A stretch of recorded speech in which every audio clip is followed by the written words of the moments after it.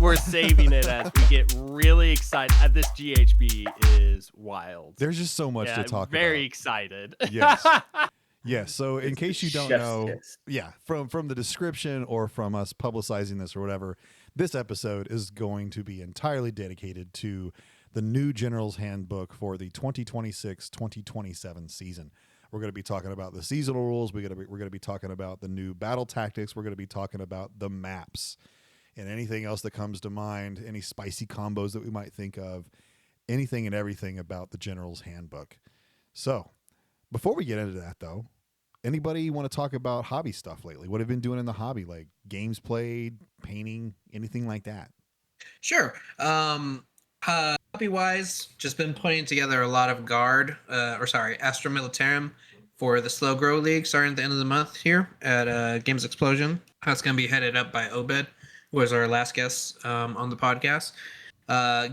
Just putting a bunch of little men together, painting them. I realized I made a mistake about halfway through when I painted two of them. It's like two of the infantry. I was like, well, I got 23 more of these to paint. So yeah, but no regrets. Let's go for it and get them all painted before the slow grow. Games wise, I played Blood Bowl Monday, against Brandon with his Necromantic Horrors, or I think that's the team name, the Undead. It was pretty good for me. Gentry, you stopped by and watched some of that. I'm sorry, Brandon. Little did he know my Amazons that I'm running for the Blood Bowl League are dedicated to Khorne, and I hit the bejesus out of him. I think I knocked out like 4 of his players, and it was brutal for him. My dice were hot, and I was just punching him in the face like every turn. It was great. Cool. Did you give a lasting injury to him? I killed somebody. I gave 2 lasting injuries, I believe. I can go check that. Brandon can correct me when I'm wrong. He did kill one of mine, and he got a replacement zombie off it, so he's gonna have a little Amazon zombie running around on his team. So I think I killed one. I know I injured a bunch. I'd have to go look it up. For the sake of dead air, I will not. But was it a zombie or was it like a werewolf? That's a good question. I like when I watched part of that game, he was keeping on those werewolves, man. He was staying on them, and that's what you got to do against those undead, man. And it was not an easy army or team to play into. I played into Brandon's, and he's just playing it smart. And he's like, I'm gonna win this in the long run. And I'm playing hyper aggressive, and it didn't work out. So I'm mistaken. I only injured 3 of them. Looking at I don't know. I'm getting confused because one of my people died. But I injured 3 of his. -1 agility to 1, badly hurt to another, and an injury to. So he's gonna be missing some players his next game. But other than that, I had a good game, got a bunch more block on my team, and the blodge continues to grow. Cool. Sounds good. Josh, what about you? What have you been doing lately? Yeah, it's been a busy week for me. We've had a lot of games, both Blood Bowl and of Age of Sigmar. So I too played Blood Bowl on Monday night. I played it into the illustrious Jeremy with his Khorne and my dwarves, and complete opposite situation. I got absolutely ran over. It was just a bloodbath. I lost 0-2, but we did inflict some decent injuries on both sides of the field. Nothing lasting on my side. I knocked a couple of his guys out for the next game, I think. So that was fun. So it was a great game. And then yesterday I got to play a 2,000-point game of AOS with Jeff, who's one of our local Flesh Eater Torch players. Shout out to my man. And as we were playing, I was really excited. It was a very busy night at Games Explosion. It was a Pokemon pre-release, I believe. So there were just a ton of people there. And we got to chat with a son and a dad about the game. And it was just a really great time to see kind of like the love of the hobby start to grow in a father and son duo. And so that was super cool. I won't use names because I don't have permission, but if you're listening, because I shilled for the pod, if you're listening, you know who you are. And just know that you guys were a big part of making that night as enjoyable and fun. And I hope that, you do well with your Pokemon. And if you get into Warhammer, do it with Warhammer. Yeah. So, Yeah, I got to watch a little bit your game too, and I saw some of Jeremy's guys go out, and I think I made the comment of like, "Well, I hope I get you next week." So, yes, I do remember you saying that. anytime somebody has their guys go out, you're like, "Please let me match up with him. Please let me match up with him." Yes. Yeah. And then on the hobby side of things, I am working on orcs right now for 40K. So I built 3 Mega Knobs, which was a time. It was one of the times of all time. That sculpt is old, and it needs some love. But we magnetized all their weapon options because I'm a masochist. And so we've got all different shots, all the things happening. And so very excited for them. And I'm working on I think it's the Rucka Truck Squig Buggy right now, it's just nonsense. It's goofy, and I love it, and that's what I love about 40K Works. So that's my hobby world. Cool. Hubble, what about you? Well, I had some family, got to take care of some family stuff. Just had a family member pass away. It's part of this thing, and this is part of community, right? And when we have community, and that's why I wasn't here last week, but community is about being able to have people reach out to you after like something like this, right? We play this game, but one of the things that was just kind of on my mind this last week, and then on top of that, I got sick, so it was a bit of a rough week last week, and while everything is going all right, it was a hey, people care about you. I got some personal messages that just didn't expect to see or hear, and people are like, oh hey, just hope you're doing okay, man. Sorry for your loss, and those are the types of things. Just as we talk about community in this, and that's where the real heart of rolling in the Ozarks is take the time. It's if someone says, hey, I lost someone, shoot out the message, right? Because while it may be something that doesn't feel like a lot in the moment, it does like make you feel part of the community, right? And so, anyways, it's been kind of a little bit of a rough week there. It otherwise hobby wise been just not enough time. And that I'm very excited to play the games that are coming up. I'm gonna be playing some Blood Bowl. I'm gonna play the heck out of this new GHB. When I finally got to start reading and preparing for today's episode, I was super excited about it. And so yeah. Anyways, it's kind of just what's been over the last week.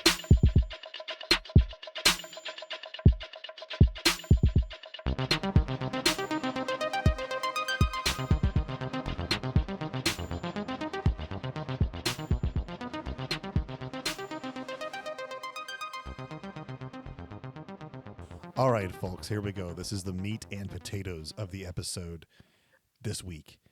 We're talking about the new rules for the General's Handbook. And to start us off, Hubble is going to talk to us about some terrain features. So, Hubble, talk to us about terrain. Right. Yes, absolutely. We are talking about a few changes to terrain. The first one is enemy faction terrain. I loved this so much when it was available, but it has been taken away.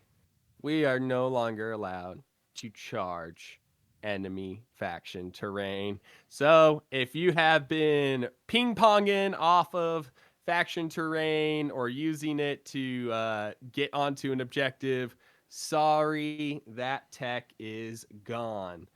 The other main change is the place of power, which no longer has the keyword of obscuring.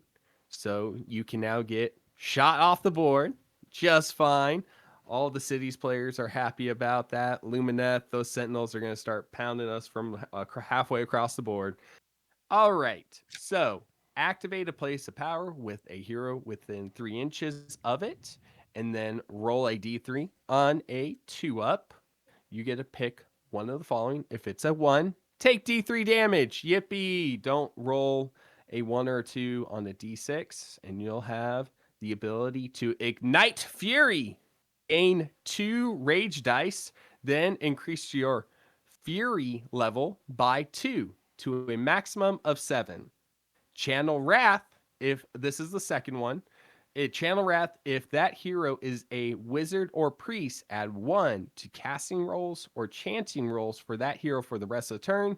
And then the third option here is Dizzying Rage for the rest of the turn. If that hero is not a wizard or priest, they can use the Unbind or Banish Manifestation ability as if it was a wizard one, which that one is a carryover. I do always love that ability to just be able to deal with a little bit of magic.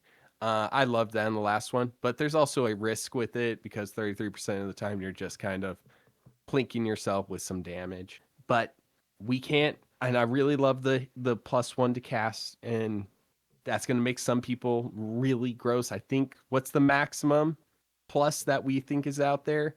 I believe it's +3 is guaranteed to be out there. It's a +5. Jeez. Yeah, I saw it. Checklist. I didn't want to believe it when I saw it. I was like, +4 is like insane. +5, crazy. Maybe we're wrong. Hopefully we're wrong. I don't think so. Yeah, and all of this happens up on a 2-up, and it's just the Yeah. one that inflicts the D3 mortal damage. Yeah, not a bad And then- That's pretty good. You know, I think that if they roll a 1, they can't cast any spells. How about that? Anyways, the rage dice, we'll get to that. Yeah, Here in and a sec. let's mention the big thing here, and I think our friend Obed's gonna love this. And you said this earlier. No more obscuring. That's huge. Yeah, I don't know about that one. Ha, ha. Slow armies getting shut off. Oh, immediately. Just smoked. Speaking of smoke, I would love to talk about these new rules. Now, folks, you might be wondering, what realm are we in? Is it the realm of ashy knees, ashy elbows, Aqshy? Listen, it's cute. We're going to talk about these as the barbecue rules because we're in the realm of fire, baby. Okay? So we're going to talk about some barbecue rules. As we look at them, once per battle in the deployment phase, you get raising the heat.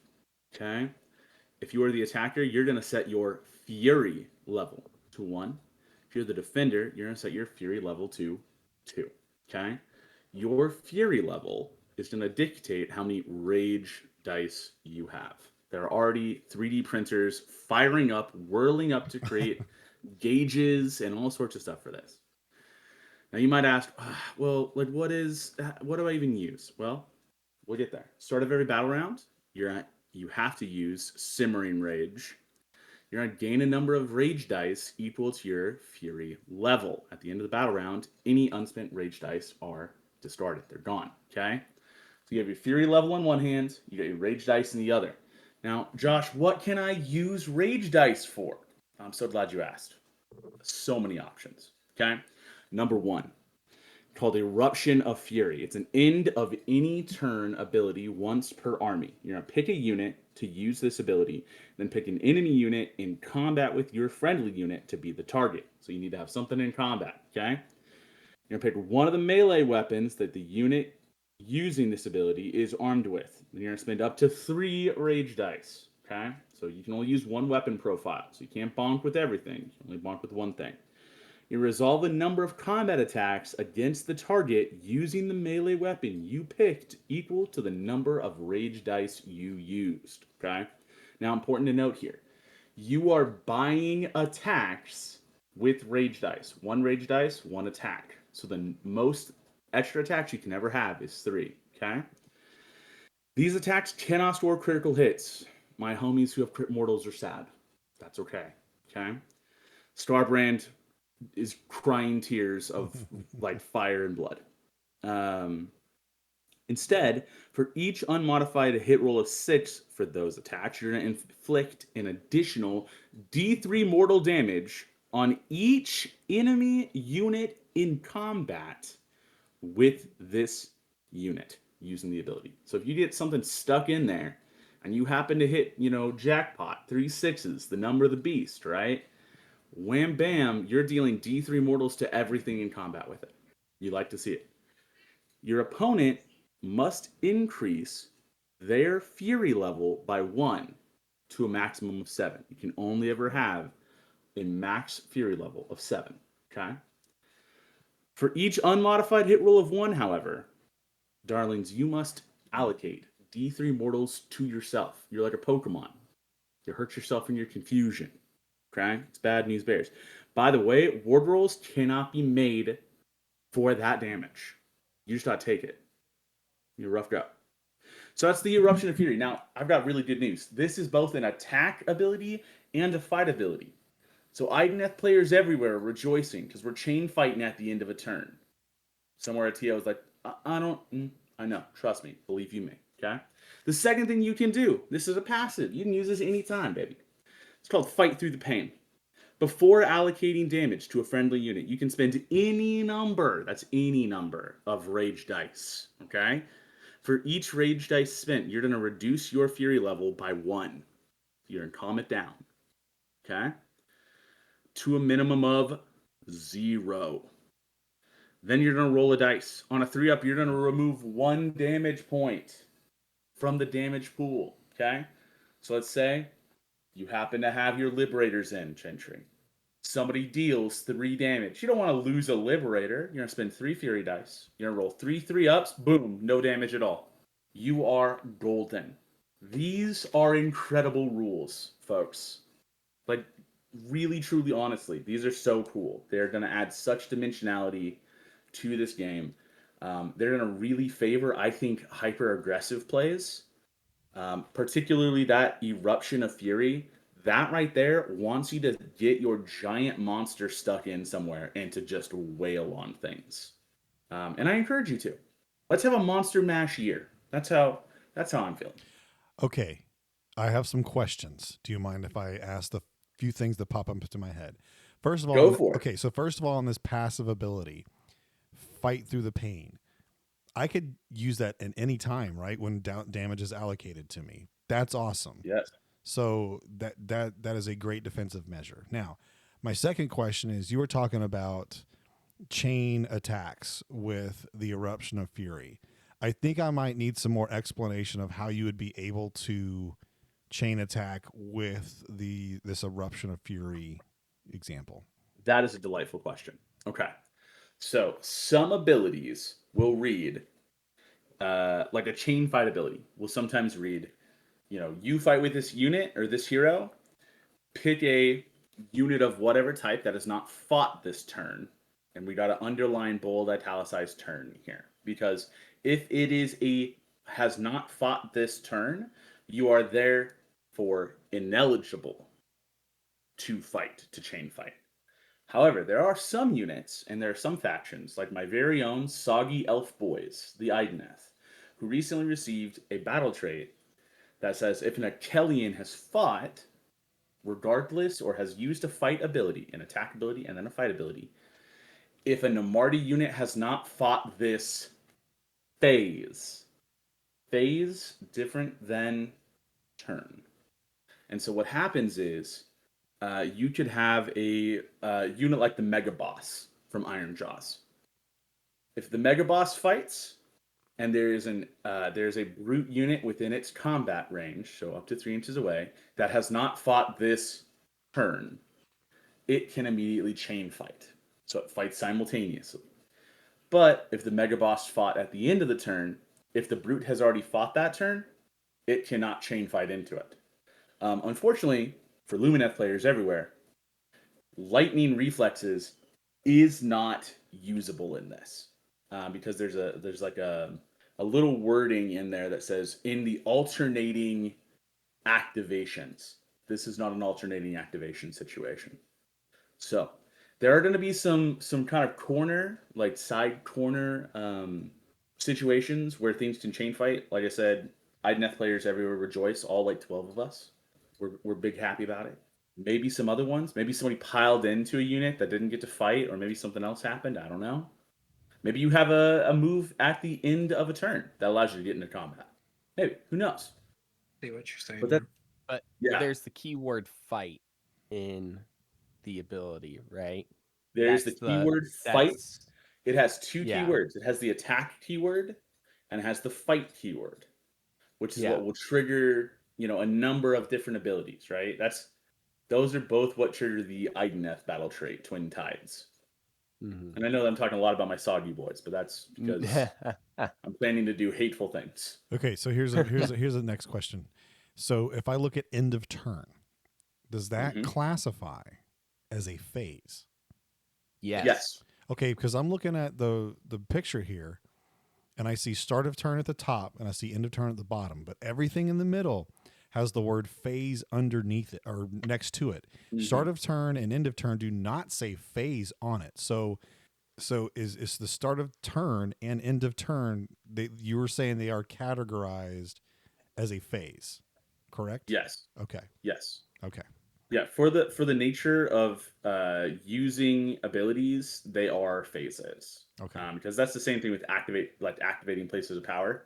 That happens at the beginning of the round or a beginning of any turn. So it takes place in the start of phase turn.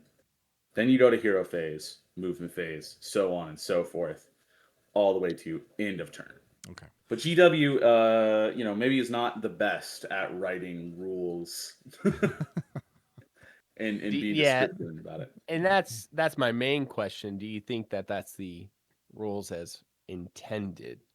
Well, everything that we've played for the entirety of fourth has given that as an indicator. Like you're Mm-hmm. still using like power through as a phase ability, activate place of power as a phase ability. There's not really a category for something that happens outside of a phase because there's even the deployment phase. Oh, Which, I'm thinking of the chain fight. oh, the chain fight. Yeah, do you think they intended that? And I'll even support Uh-huh. it with the fact that I got my tushy whooped by OBR and I believe the Liege Mortec. Yes. And he allows the archers to shoot in the dang combat phase. And I was upset when they shot me. And I was like, I was like, this sucks. I was like, this is not what I want. But Yeah. it's how it works. That's literally the whole point of it. Do you think that they're intending it for that to be like, hey, we're gonna permit a chain fight? So it's a bit tough to kind of think about in some regards because there are a number of units that break phasing restrictions, right? Liege Mortec Mm-hmm. is one. The Arcanaut Company in Carriage and Overlords is another. Yeah. There, Little Marathi casting her spell to make the Shadow Queen fight in the hero phase is another. Like all sorts of stuff, right? Even Usharan has the ability to make a unit bonk himself in the face. Now, whether or not, uh, and I owe a dear friend of mine the credit for this. So if you love this, it's because of my friend, and if you hate this, it's because of my friend. When we play Warhammer, because we don't have the mind of the game designer, the question isn't necessarily rules as intended; it's rules as written. Yes. Always And rules is as written. yeah, as written, Idoneth will be styling in the end of turn phase with 61 attacks from a little Marty Thrall unit. Yeah. You As heard rules it is here written. first, folks, at Rolling in the Ozarks. Yeah, and that's why you just snipe the hero, right? Oh, If you can. how soon's that FAQ going to come out? How soon? Yeah. Yeah, well, The we'll see. the day before this episode drops. Yeah, that'll be exactly it. They're like, actually, we thought about this.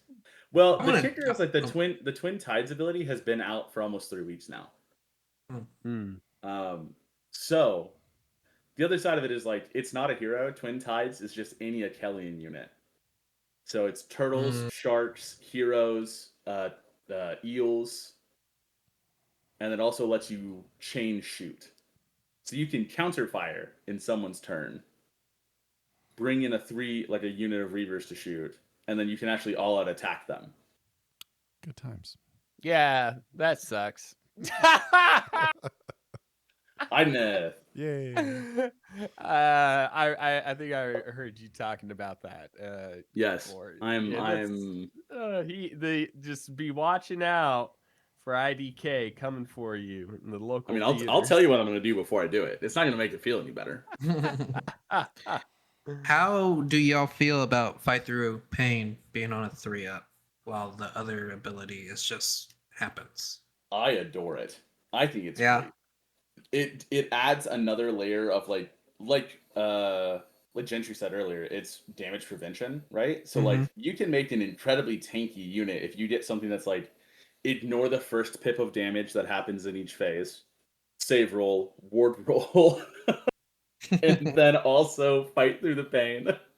He's like, anyways, I won't take damage today. Mega Kin on a 3-up, 5-up, 3-up. Yeah, 3-up, 5-up, 3-up. Jeez. That's gonna come into some big plays where you need to really mitigate some damage to your guy in a particular turn. You're like, hey, I could use 2 or 3 more wounds to go do this thing. Yeah. Yep. That's I foresee me getting mad at people playing the light and using this. Oh. Yeah. After getting through so much. Oh my gosh. Or like, what's the Sylvaneth lady that heals 2d6? The main one. Alariel. Alariel. Oh, Yeah. L'Oreal, she heals. Yeah. Oh, yeah, that's what she does now. Yeah. 2d6. She'll never die. She'll just never die. I We killed her love that. twice. We love that mom never dies. Well, good for you.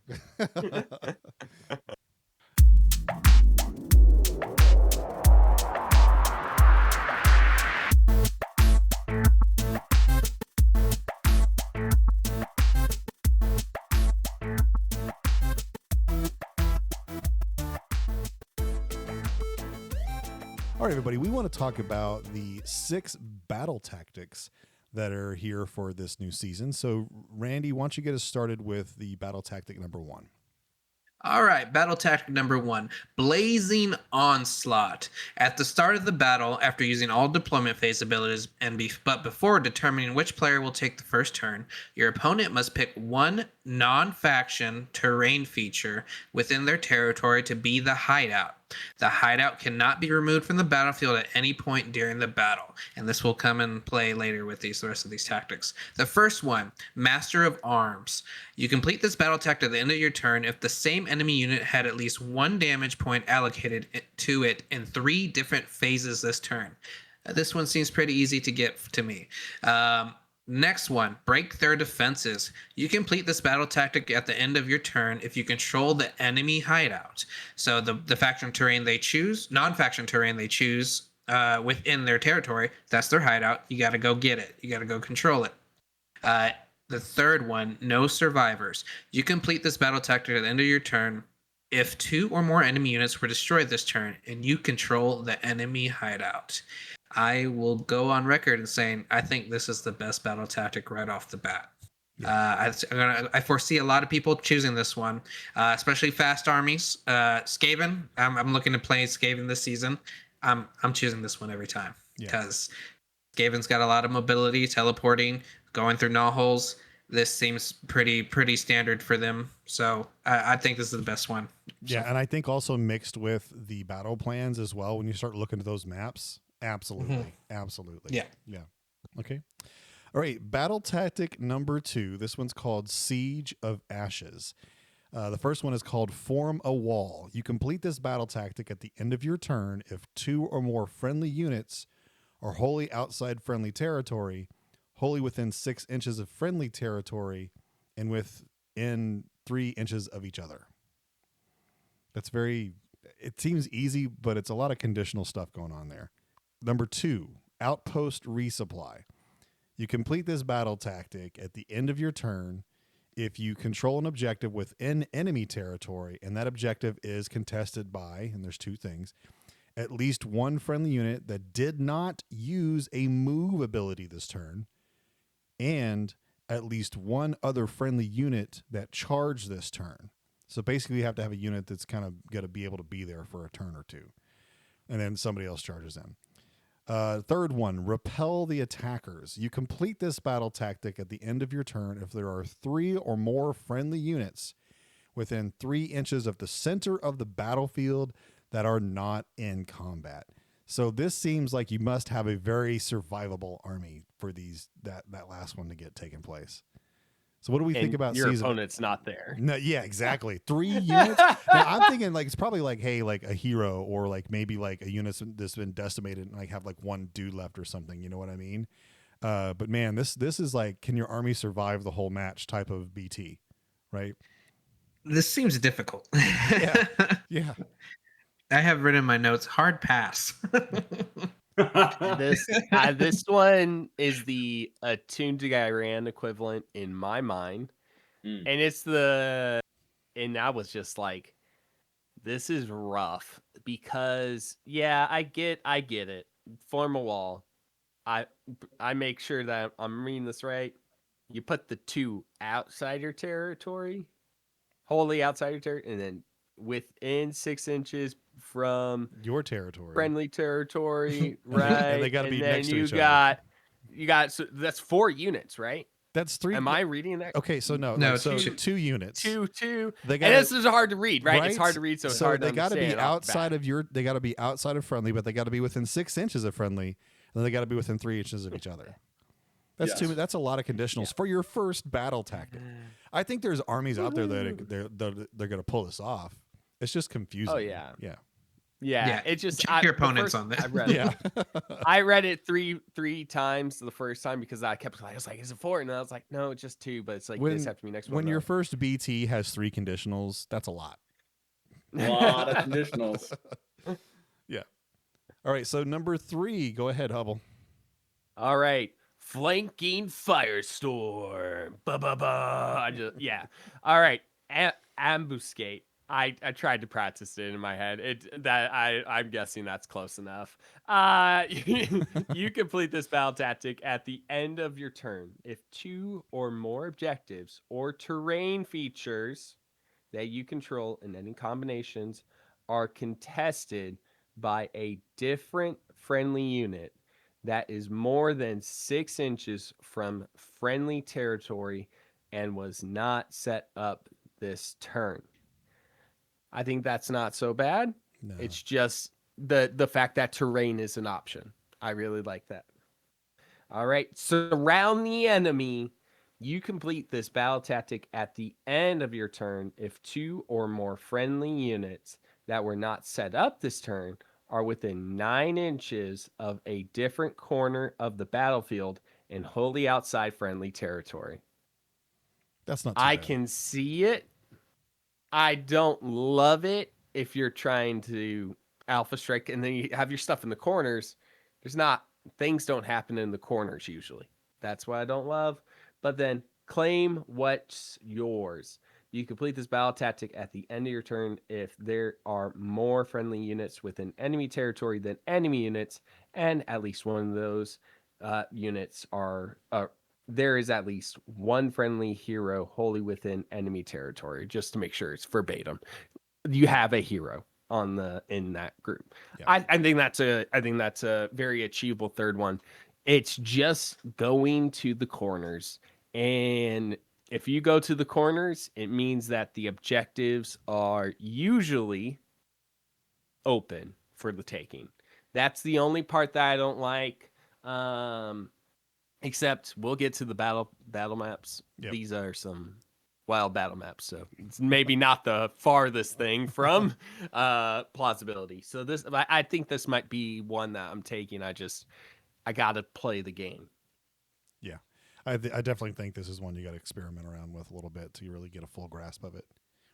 Again, I think teleporting armies are going to be good into this one. Yeah. I have Zinch, also Skaven, written down, like good armies with Good for armies with plenty of trash to send off Yeah. and do nothing. Yeah, definitely. All right, battle tactic number 4, Josh.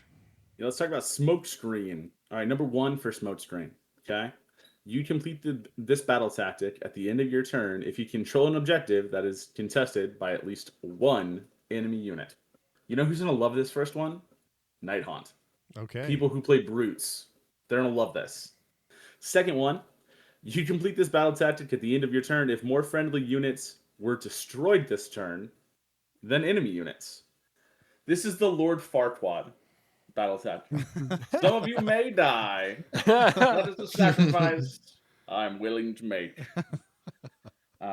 Paramount, sponsor us. Or whoever made Shrek. DreamWorks. Execute the plan there is you our go. third option.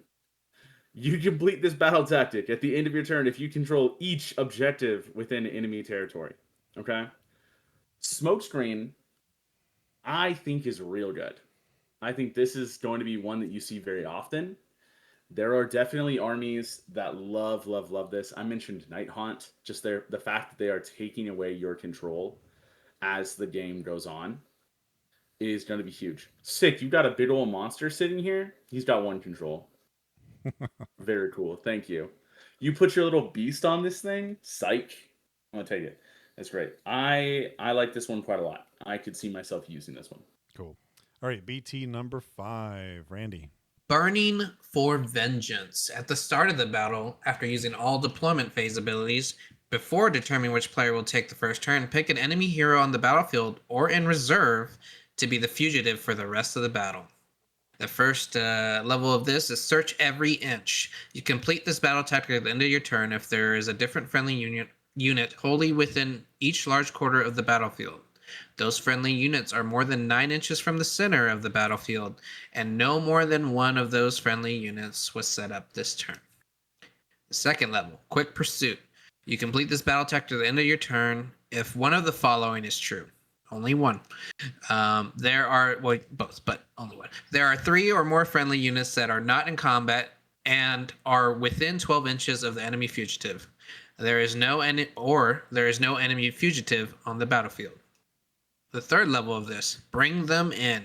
You complete this battle tactic at the end of your turn if one of the following is true.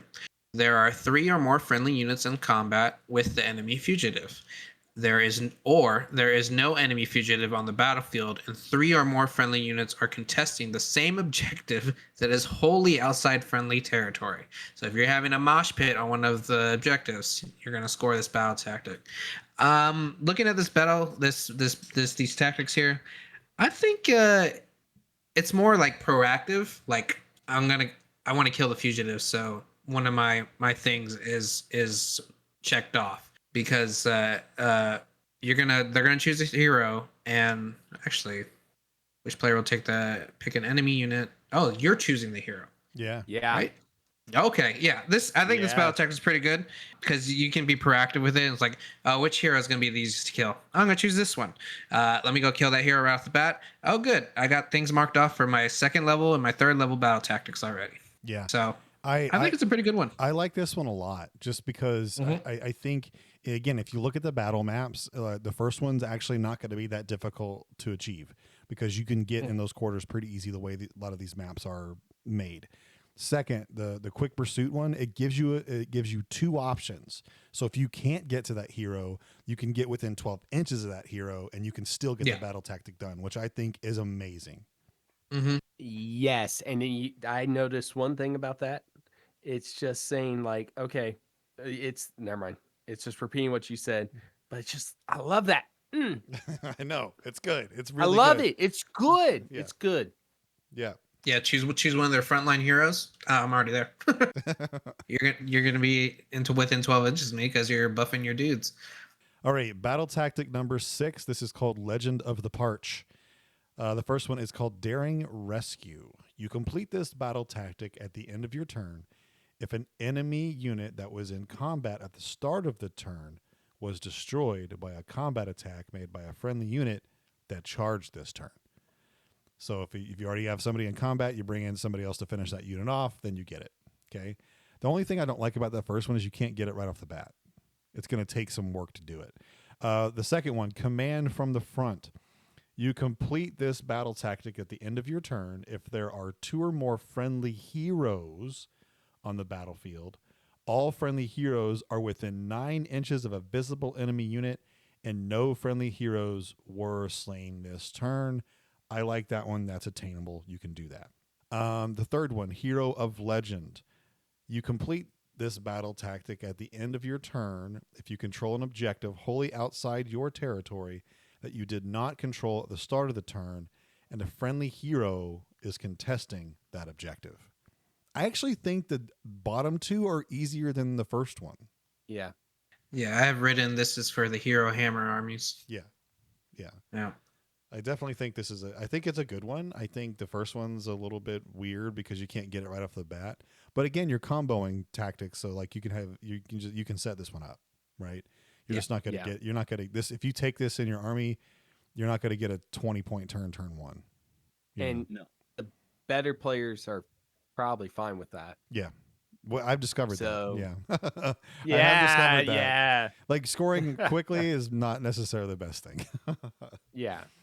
If they score 20 on the back end and you're scoring 0, and they score 20 and they score 5, it's yeah. When your opponent goes like, "Hey," favor. like when you score 20 points and your point on the turn 1, your opponent's like, "Hey, good job, 20 points. It's a good lead," and you're like, "Thanks," and then by turn 3, you're like, "Oh, I can't score again. Darn it." I'm the underdog now. I will say, if you read the number 1 of Legend of the Parch and number 2 of Siege of Ashes, those connect really well. So again, Siege of Ashes is you complete this battle tactic at the end of your turn if you control an objective within enemy territory and the objective is contested by at least 1 friendly unit that did not move. Yep. And at least 1 friendly unit that charged. Okay, yeah, that does. That's good. That's spicy. They combo super well together, and that gives you a like kind of a go turn to be like, I want to get my guys in enemy territory or outside of friendly, and I want to get them stuck in and do that kind of thing. Yeah. And then you roll in with a hammer. Yeah. So I expect we may see those together. Yeah. So that was the last one, right? Yes. So one question is, we could go over all the combos and like specific parts, but one question I got is, this is now the second season where we have battle tactic cards before, like it's built into your list. Yeah. How do we feel about that? And just if you came in the last season, my experience in third and then the first season of fourth, it was you pick the battle tactic at the start of each round. So you had a menu of 6, 8 different battle tactics, and you would just pick it at start of your turn, round 1. And like round 1, I'm gonna do slay the general, and you go kill that general, and you get the points. If you don't slay the general, you lose it forever. It's like take an objective your opponent controls. You go take that objective that your opponent controls, you get 5 points, or you did it. And it now these last 2 seasons has been a predetermined card format. How do we feel about it?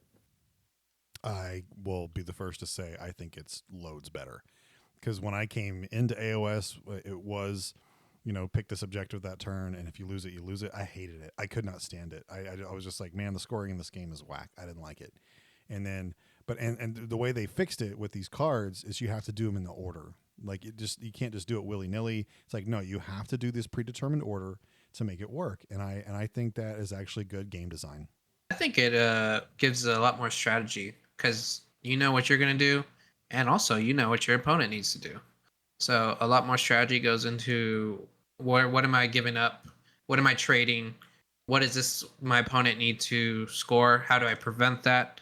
I think it adds a lot more flexibility to skill being a skilled player and improving your skill in the game. Yeah, I would agree. I think that it adds a level of dimensionality to list building, where you select your battle tactics, and then you build your list to, if you want to be hyper competitive, that might be the route to go. How are you going to score 25 points over the course of, or hopefully 30 points over the course of this game? I had to think about that. It's also, I think it's more forgiving too. Like Gentry mentioned, you don't hit your BT in third edition and first season of fourth, and it just goes away forever. It's like, that's I missed killing the general by 1 point. Like, oh man, like dang. This at least gives you, I think, a little bit of gives you some padding. Yep. Yep. Definitely. Yeah. I think we got consensus here. I love it. And then I also hate it when I'm like, man, I wish I could just go kill that general and make that like when the general's wide open. I got him. That would be great. But it's part of playing the game. Yep. That makes it, it makes it a lot better. It makes a better game design. So, all right.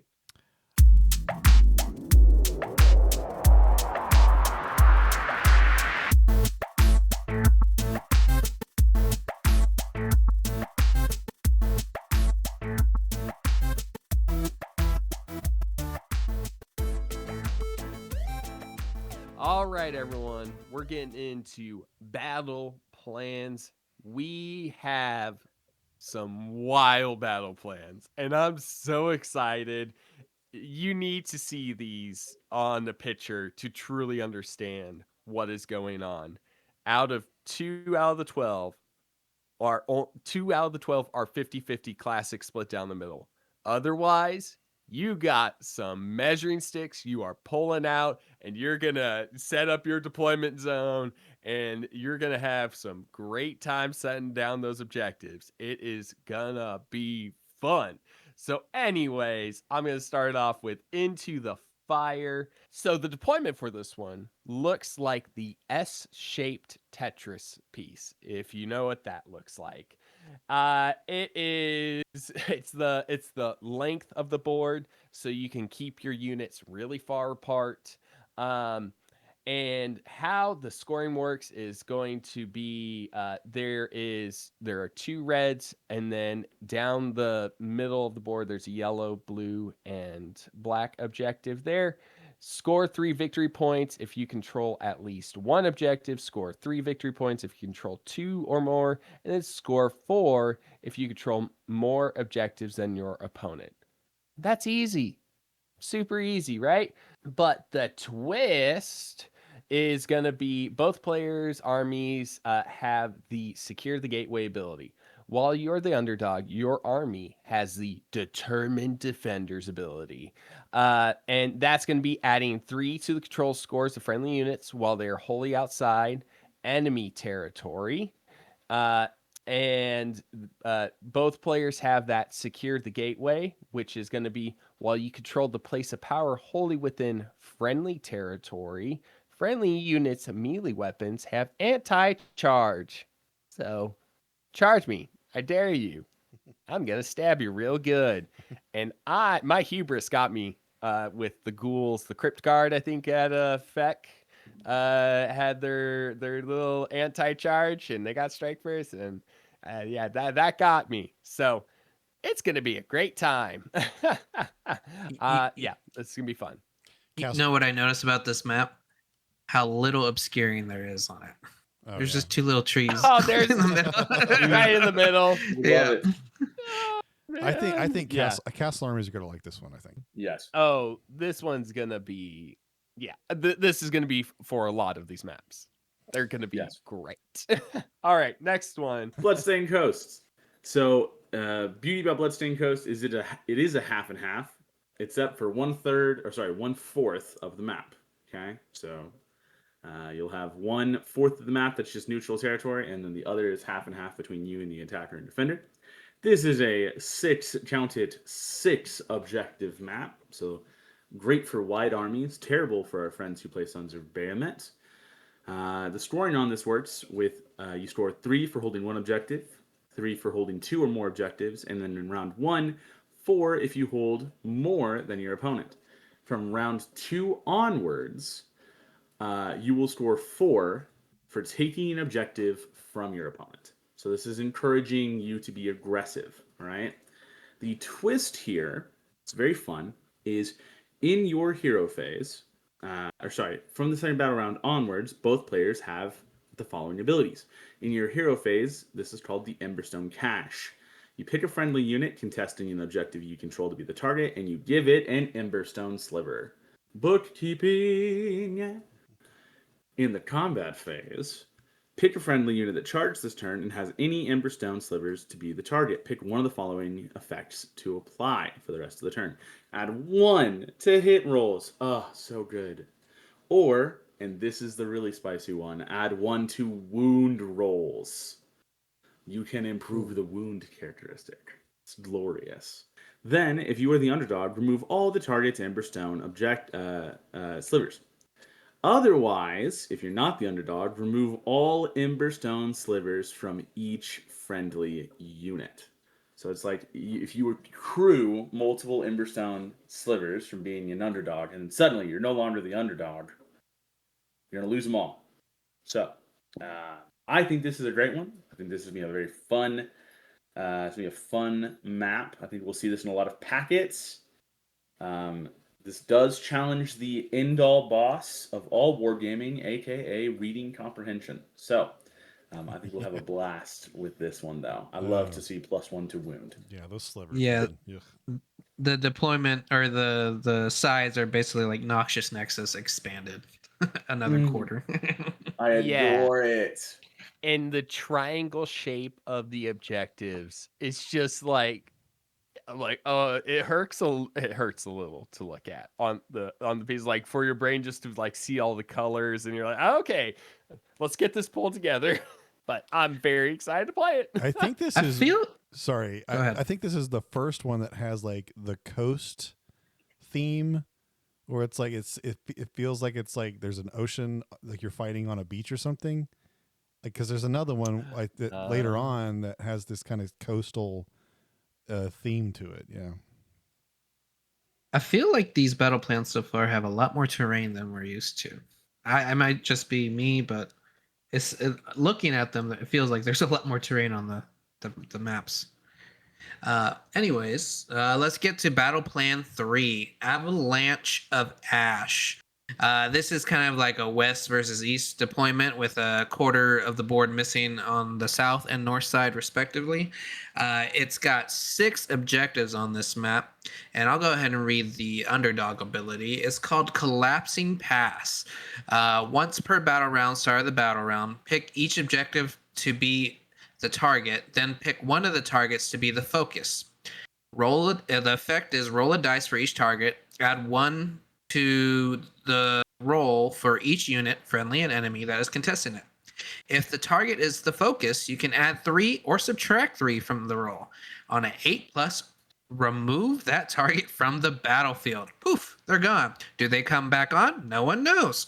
Okay, I had a question. I'm going to let you continue, but I have a question about this one after you're done. Okay. For players to score victory points is basically score 3 victory points if you control at least 1 objective, score 3 victory points if you control 2 or more objectives, score 4 victory points if you control more objectives than your opponent. There's a lot of scoring in this. Score 3 victory points if there is no more than 1 objective on the battlefield and you control a non-faction terrain feature within enemy territory. Score 7 victory points if there are no objectives on the battlefield and you control more non-faction terrain features than your opponent. That is a lot of stuff to score on.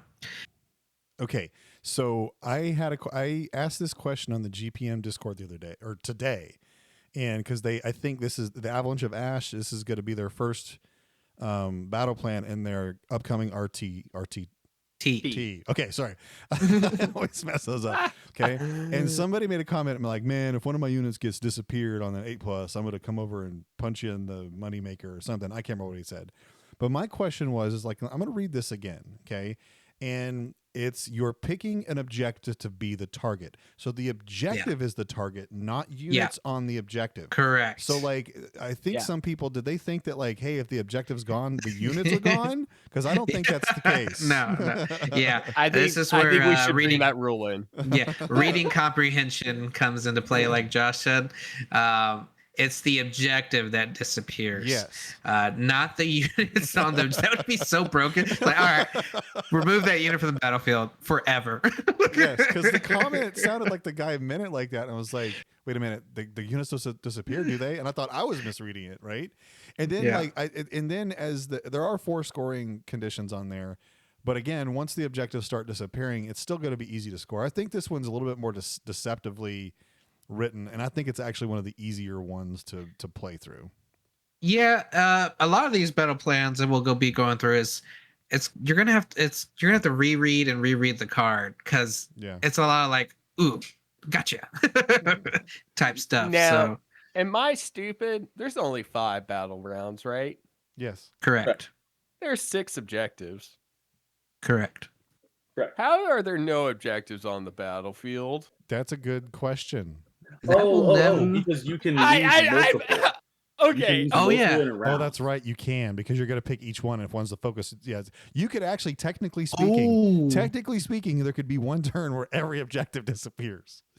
Yes, depending on how many units are contesting each objective. Yeah.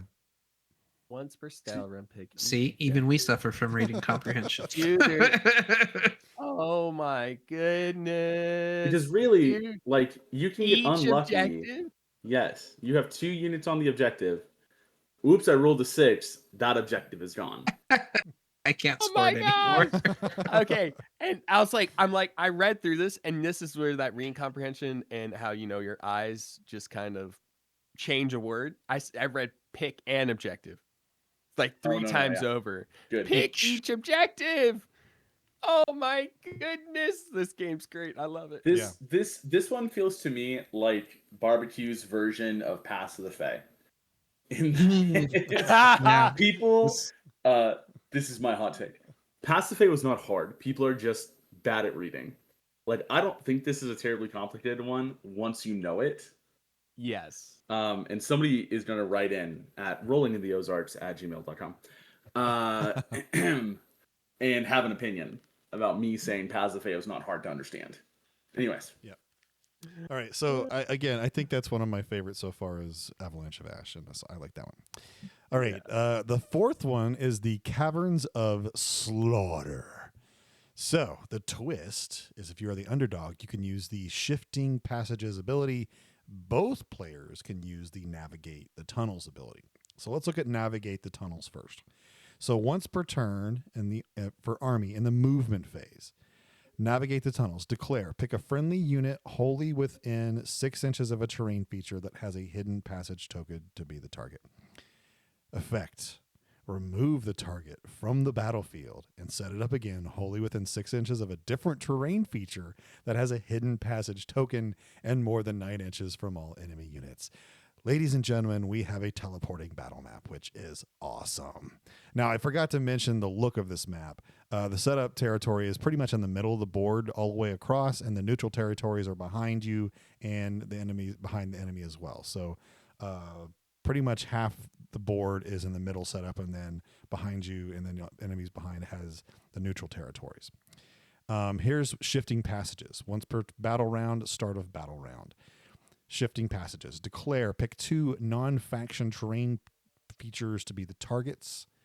Effect, remove all hidden passage tokens from the battlefield, if any, then give each target a hidden passage token. And so the scoring is pretty basic. Score 3 if you control 1, score 3 if you control 2, and score 4 if you control any pairs. What do we think about this one? They gave everyone knowholes. They did. They gave everyone knowholes. We love this. This is huge. This is tremendous. I've never loved this more. To be underdog and to be like, anyways, you, dear opponent, don't get to have knowholes. Yeah. Only I get the knowholes. The objectives are shaped like a parallelogram, right? Yeah, there's 5 objectives on there, right? 5 objectives, and they're pretty much in the middle-ish part of the board. Yeah. This is gonna be a fight in the middle map. Yes. They're just taking. Someone took geometry class and was like, "I'm gonna put every single shape and make it into the objectives," and that was their thought. Yeah. This is gonna be. I think this one is my Paths of the Fae. By the way, yeah, I looked at this one. I was like, "This is silly." I think there's some BTS that could pair up really well with this one too.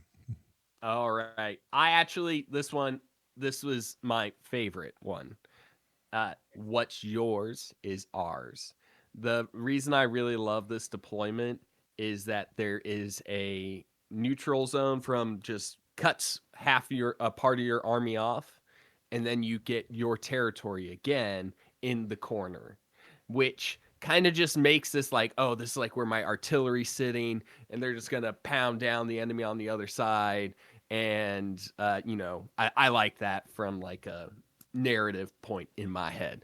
But so this one is we'll just go over the scoring there with it. Score 3 victory points if you control at least one objective, 3 if you control the coveted pair of objectives, and score 4 victory points if you control more objectives than your opponent. And this one's T-shaped for the objectives, so they're getting really creative with it. The twist: while the battle round number is odd, 1, 3, and 5, golden lions, the red ones, which are going to be the farther apart ones, it is going to be the coveted pair. And then on the even rounds, 2 and 4, they're going to be Sunseeker objectives, and they're the edges of that T. If you are underdog, pick a pair of objectives to be the target. For the rest of the battle round, the target is the coveted pair of objectives instead of the other pair. This one's really like from that's a really simple underdog mechanic, but also really powerful. So it's a way to be able to keep that balance in the game. And there's a bunch of obscuring on one side of the board, but it has none of the objective. It only has one objective. So I really like this design. It just feels like a natural narrative board that you can play, and then you have to strategize around it. Yeah. You know, one thing that irks me about the way they name these new objectives now is they call the red ones the golden lions, but the ones that are gold are not gold. So at once The Sunseekers. I had to re-examine the color, and I was like, oh yeah, the yellow one's the golden lions. And I'm like, well, no, wait a minute, the red ones are the golden lions. Thanks, GW. They could like brass lions, something. Yeah, I enjoy this one. I think it's pretty tight. I enjoy how there's one big massive place of power and then one little teeny tiny one. But if you look at it, like those two big, the obscuring terrains are like right around three obscuring terrains are right around one of those golden lions, and then where the other golden lion is just one big massive place of power. Like, man, this is a very, very interesting map of how they've placed the terrain. Yeah, there is also one very small obscuring next to the other golden lion. Yeah, over there, which is quite cute. I like that. Yeah, it's not going to help you on the objective at all. Well, let's talk about some ash clouds, folks. And we're not living in LA, okay? We're talking about hidden under ash clouds. This is Battle Plan 6. California listeners, like, he knows. So the twist is here is at the start of each battle round, the underdog must pick whether or not the ash clouds are low-lying. If there is no underdog, the ash clouds are low-lying. What does it mean if the ash clouds are low-lying, Josh? You ask. I would say it. I'm going to tell you, okay? Rolling ash clouds is the effect. It's a passive. While the ash clouds are low-lying, units and manifestations cannot be set up in neutral territory, okay? Units and manifestations cannot end a move within neutral territory unless they started that move wholly within neutral territory. And then models and manifestations are not visible to other models more than 3 inches away unless a straight line can be drawn between any point on their bases that does not cross the neutral territory. Welcome to No Shooting, the battle plan. And just so that we're on the same page here, the territory in these are like 2 U's. So the neutral territory is the little quarter of the map smack dab in the middle. Okay. The way that we score here is 3 for 1 objective that you control, 3 for 2 or more objectives, and then 4 if you control more than your opponent. I adore this battle plan. It makes me happy. I think that this is one that every slow-moving army wants to see in a tournament packet because they don't want to get shot off the board.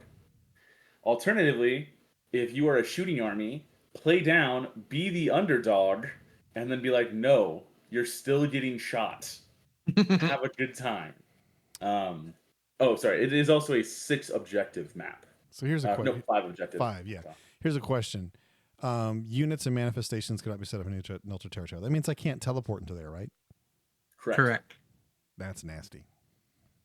Yes, you can't summon a manifestation into it. So there's a way to like move, block, summoning. You can't teleport in. You can't end unless you started in it.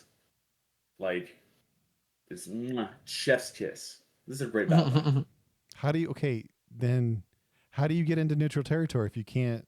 Okay, so I'm confused then. So like if it says if you cannot end your move within neutral territory unless you started wholly within neutral territory, then how do you get into neutral territory? So it is You go in there first. Yeah, you have to you get in there before it like becomes low line. Now Turn here's- one, you go in. because it's when it's not low line. Okay, sorry. Okay. Yes. I got to Now reading Brady comprehension. Folks. says turn 1.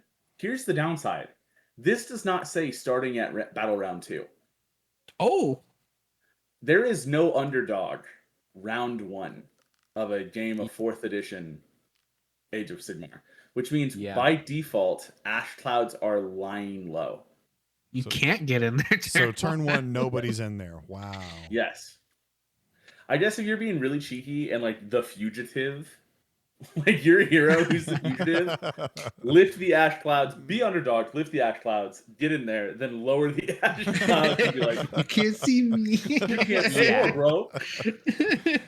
Oh my gosh. Wow. That's I great. like this one. This one's really janky. You can have some fun with this one. I do like the model to model approach for shooting. Yeah. I think that's gonna be pretty good. Yeah. Pretty good. Pretty good. Pretty good. All right, let's go to Battle Plan 7, Warped Ruins. Let me read the whole twist first.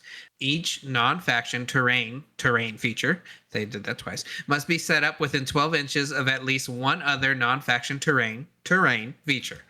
The twist is if you are the underdog, you must use the following ability once per battle round, start of the battle round. Spreading Warp Fire. Speaking of California, if there are no flaming terrain features on the battlefield, pick a non-faction terrain feature to be the target. Otherwise, pick a non-faction terrain feature that is not flaming, and that is within 12 inches of a flaming terrain feature to be the target. Effect: the target is flaming for the rest of the battle. Then inflict D3 mortal damage on each unit, friendly and enemy, within 6 inches of any flaming terrain feature. This is a 6 objective map shaped kind of like two trapezoids touching each other. It's called a hexagon. Oh yeah, it's called a Randy, hexagon. Yeah. Each they take okay. a geometry class. Hey, that was so many years ago. Each player scores victory points at the end of each of their turns as follows. Score 3 victory points if you control at least one objective. Score 3 victory points if you control any pairs of objectives. Score 4 victory points if you control more objectives than your opponent. I have in my notes flaming terrain. There's going to be stuff on fire. You're going to be getting mortal wounds. Your opponents have been getting mortal wounds.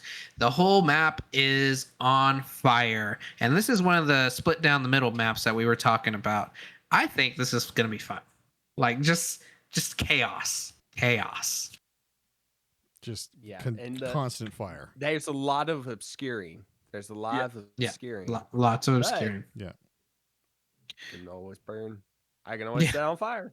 Yeah, but it's the big terrain features though. There's 6 big terrain features on here. So it's like, look, odds are you're gonna be within 6 inches of a terrain feature, no matter what.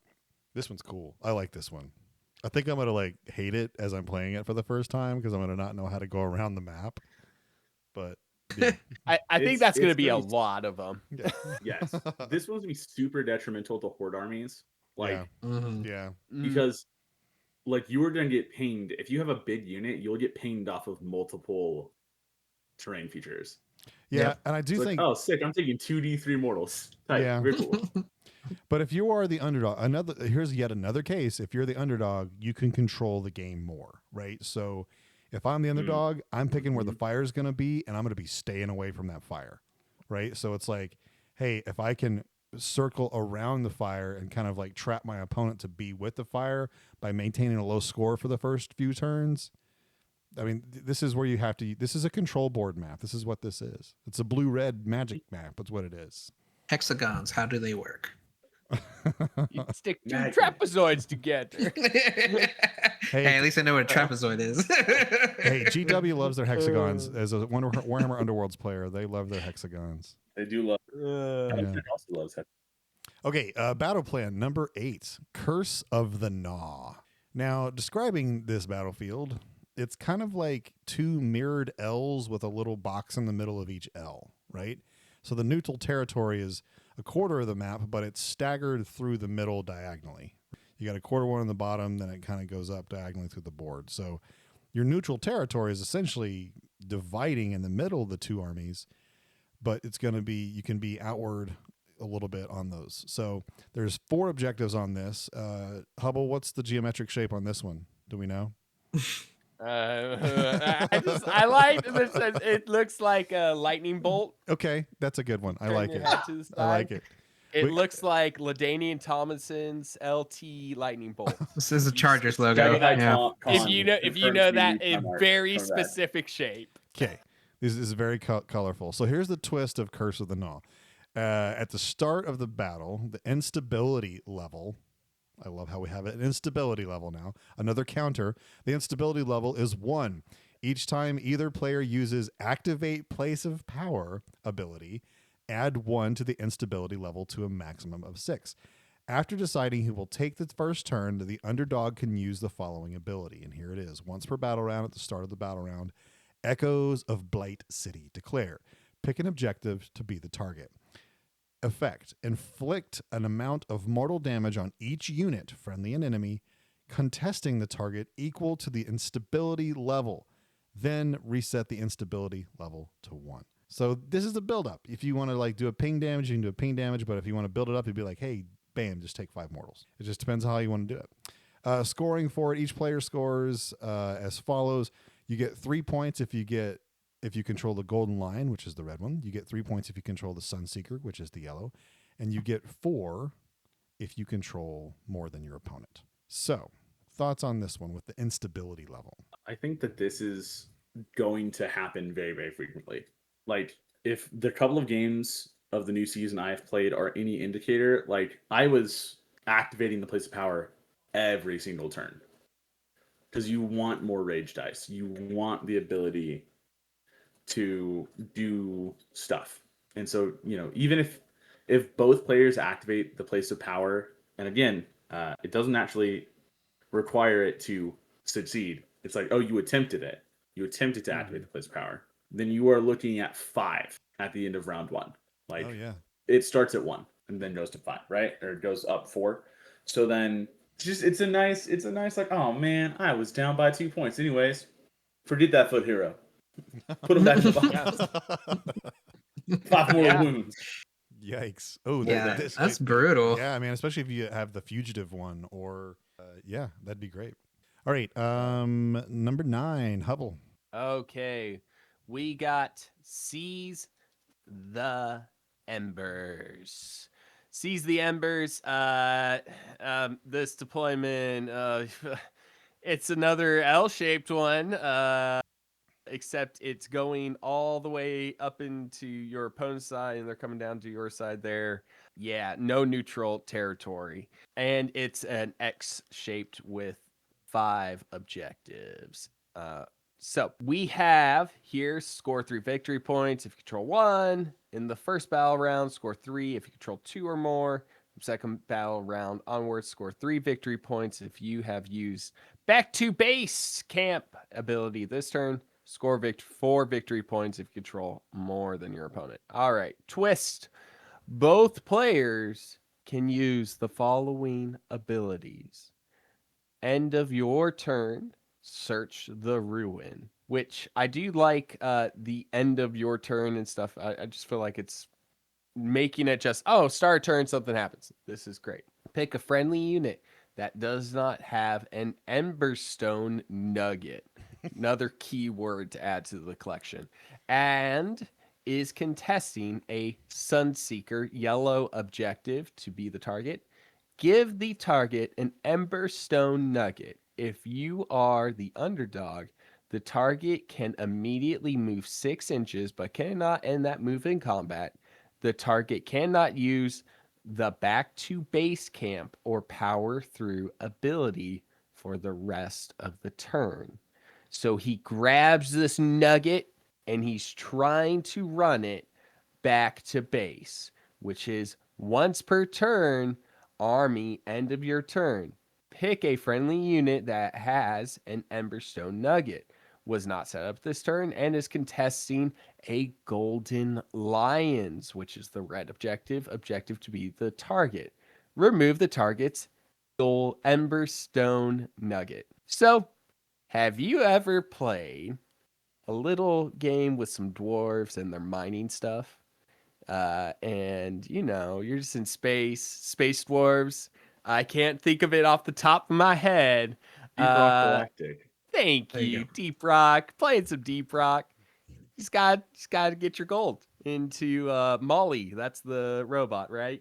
So yeah, you gotta bring the gold back home. The first battle round, you're gonna want to get that gold on someone. But if you kill that unit, they're gonna have a mark on them. That's what I'm gonna try to say. They have a mark on their back. And you could deny them points if you constantly snipe out the gold nuggets that are out on the field. Emberstone nuggets.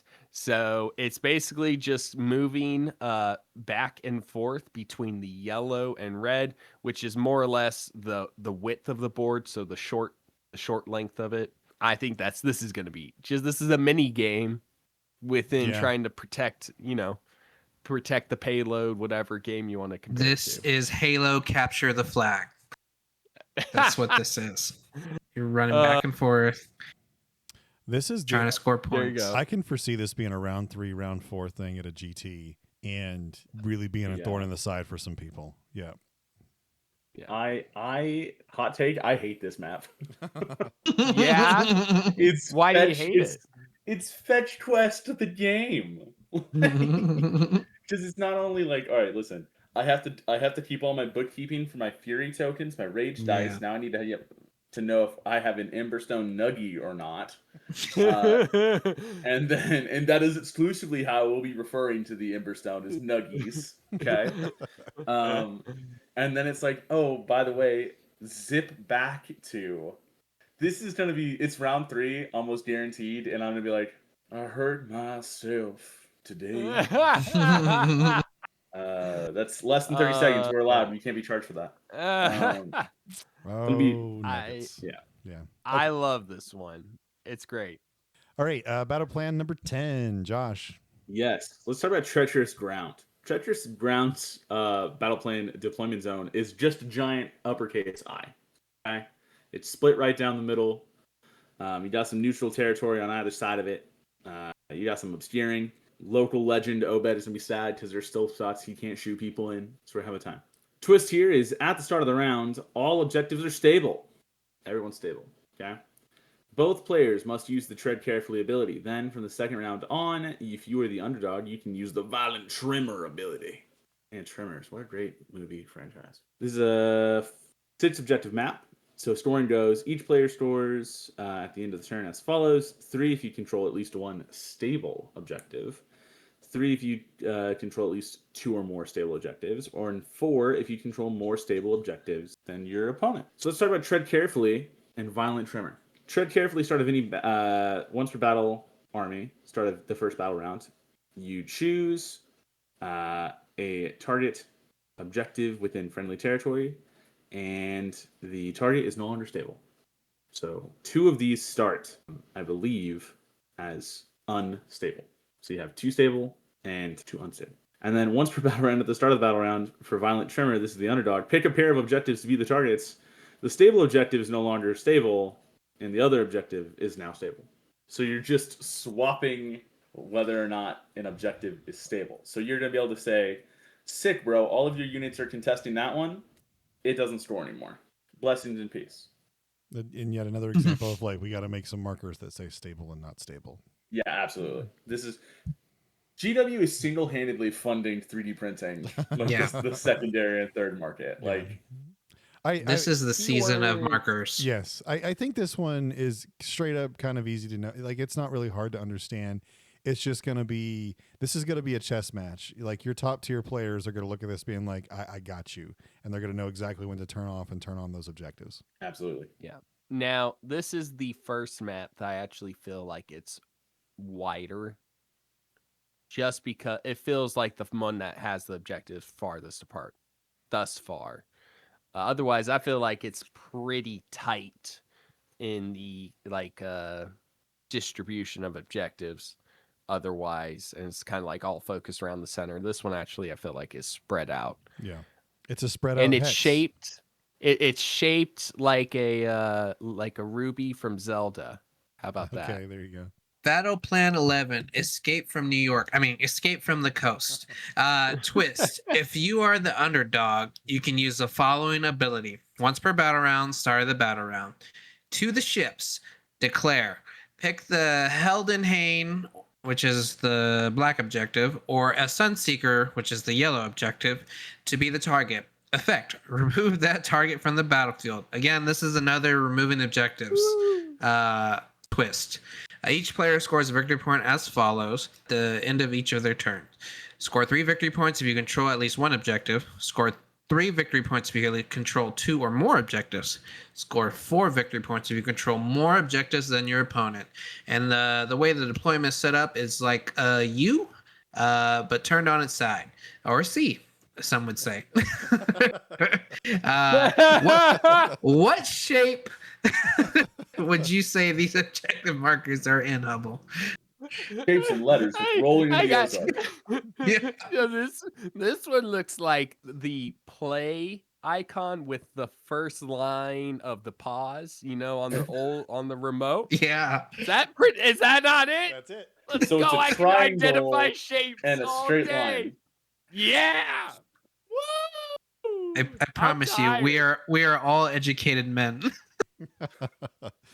I like this Yeah. one. I like this one. This is going to be a race. This feels like a race where it's like, hey, I got to go score those objectives on the right or left. I got to go score the black and yellow objectives like in the early part of the game, and then run or either get back to the other part of the board and still score those objectives. I like this one. It's a race. It's a race. I think if you can figure out a way to peel everything off, that's if you're a slower army, keeping blue and black in there because it's near obscuring and getting cover and stuff, that'll be really useful.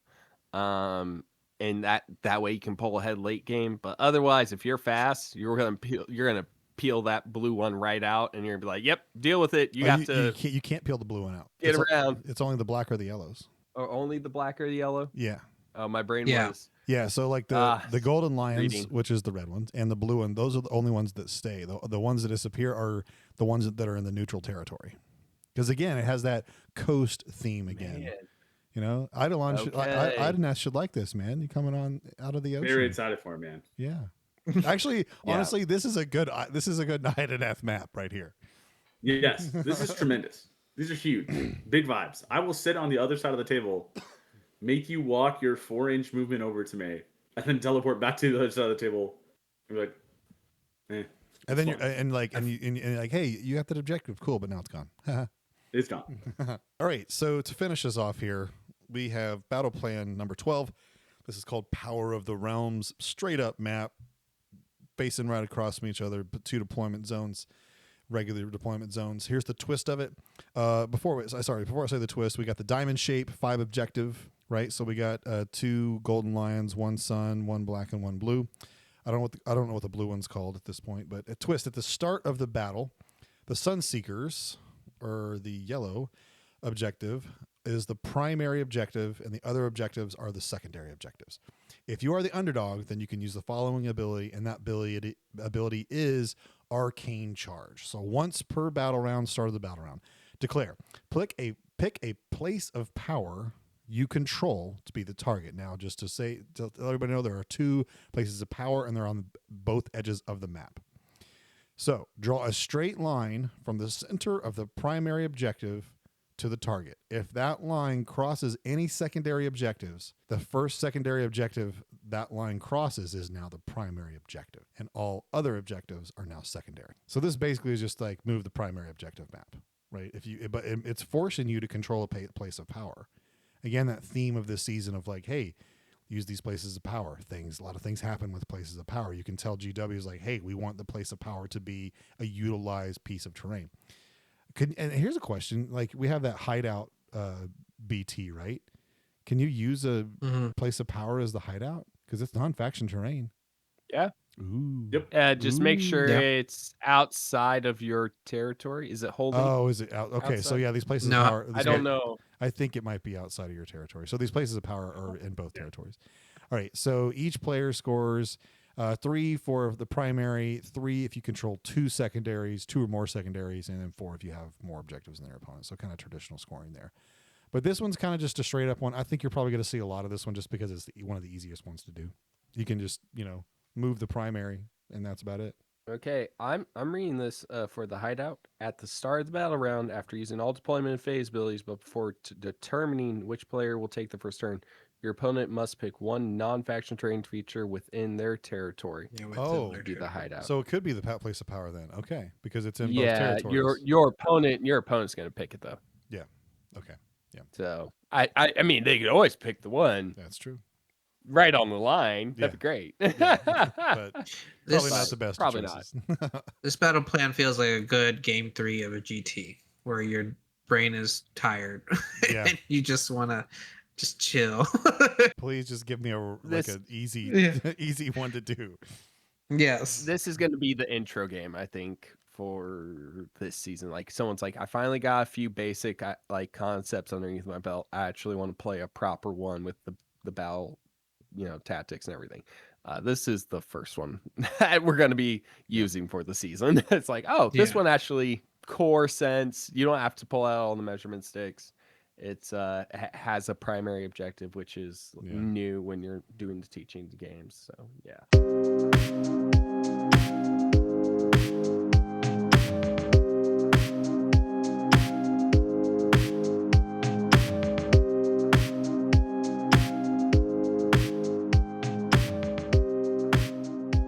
We went through every one of the battle plans, every one of the battle tactics, the new seasonal rules. What are people's final thoughts on this new exploration of the new season that we have going on? I'll go ahead and start. I think this season's going to be a wide season. By wide, I mean you're going to want lots of units on the board. They're going to need a lot of mobile units because there's a lot of objectives and they're spread out all over the place. And the deployments are weird. So you're going to want to be fast, mobile, teleporting. I think this would be good season for teleporting armies. I think more elite armies may struggle. I could be wrong, but it feels like more elite armies are going to struggle in this season because of how many objectives there are and how spread out they are. Maybe not, because some of the maps are kind of like fight in the middle. So maybe that's good for those elite armies because you're going to want to take the middle in most of these maps. So maybe I'm just contradicting myself. The secondaries I feel are a little bit tougher than last season. I feel like you got to do some more, hit more spots to get points, and overall, it's going to be a bloody season with the Fury dice or Rage dice and the Fury levels. So I think it's going to be fun. It's going to be fun. Yeah, I would agree. I think that these have a lot of novelty, and I quite like that. And I think that they are gonna challenge us a little bit in terms of thinking through: do you want to get an early lead, or do you want to hang back? Do you want to play more conservatively, or do you want to be a little bit more spread? So I think that's good. I think secondaries are gonna be fun. I think some of them feel kind of hard or feel kind of weird right now, but I think that's new. That's the newness of it. Like I feel like once you get these underneath your fingers, it's gonna go really fast. I think that this is great for. I think this is going to bring out the really intellectual players to the top. This is really just going to elevate the players that can play the board, not just be like I can hit things and do my hat trick and say, "Oh, I do this one thing and it's really cool and it's really really strong." The rage dice obviously going to be a great way to bring some extra smash into the game. Always love that. It's funny, with that, it was just like saying, I think, Obed and his KO are going to have a blast. Like, I'm thinking of the person that I'm most afraid of is with this KO, but he's going to get that one battle map. And then it's like, oh, it's all over with shooting or something like that. And there's just things I'm like, okay, I just see the players already in my head that are going to excel because of the amount of intelligence and play that they're going to bring. Yeah, I agree with you on the map. I definitely think these maps are super thinky. It's gonna require loads of experience to figure out how to morph as the game morphs with those maps. I actually love the BTs the most out of this whole new season, just because I think they're a load different than last season's, and I want to applaud GW as making it spicier than last season, because typically sometimes like you might see just the same old stuff out there, but I really do think they did a decent job of making newer types of things to do, right? And I appreciate that, because now that spices up the game, it keeps it fresh, so I like it. Now there are some that are similar, I get that, but again, there's different methods that you have to go through to get it done. So I think there's something for every army at this point. So we really haven't said, like, oh man, this, like, the low tier armies that are the low tier now, well, they don't have a shot. We got to see it played, of course, right? But I do think right now we're at the beginning of the season. There is hope for people that have armies that didn't have a lot of hope last time, and I'm excited to see the new BTs used. All right, we are at the end of a very long episode here, but hey, we knew it was to be expected. Excuse me. Any shout outs that you want to give out to people? Who wants to shout somebody out? Yeah, I got two that I just want to throw really fast. One is completely altruistic. The other is completely not. So we'll get out the nice one first. Okay? I think people who are running events in this like second week of the GHB being out deserve a shout out. So like there are two guys that I know immediately off the top of my head. Tommy in our local scene alongside Obed are running an RTT that is like working off of a week or maybe 2 weeks of having the book in hand and being like, well, we're going to answer questions and do all the things. Alongside Tristan up in Missouri at Metagames, as well as a bunch of the other people who are all running RTTs and just GTs on the new GHB, like with almost an immediate turnaround. You deserve your flowers. You deserve a hug. You deserve a nice cold white monster. Whatever you prefer, you deserve it, because you're doing the Lord's work and jumping head first. Now time for the not altruistic one. We mentioned many times during this episode that this is a season of counters and markers and everything else. If you are somebody who has a 3D printing business and you want someone to show for you, reach us at rollingtotheozarks@gmail.com so we can promote you and also send us things, because we love you.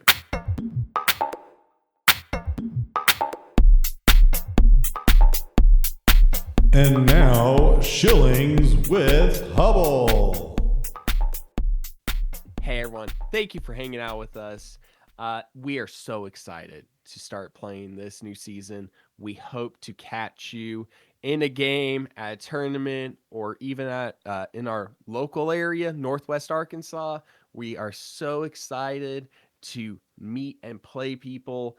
If you want to do the pleasantries and subscribe, we are on Apple Podcasts, Spotify, Reddit, Instagram, and Facebook. And we're looking of getting into the penny saver, so it's coming back. I have a feeling. If you know what the penny saver is, that probably means you're a little older.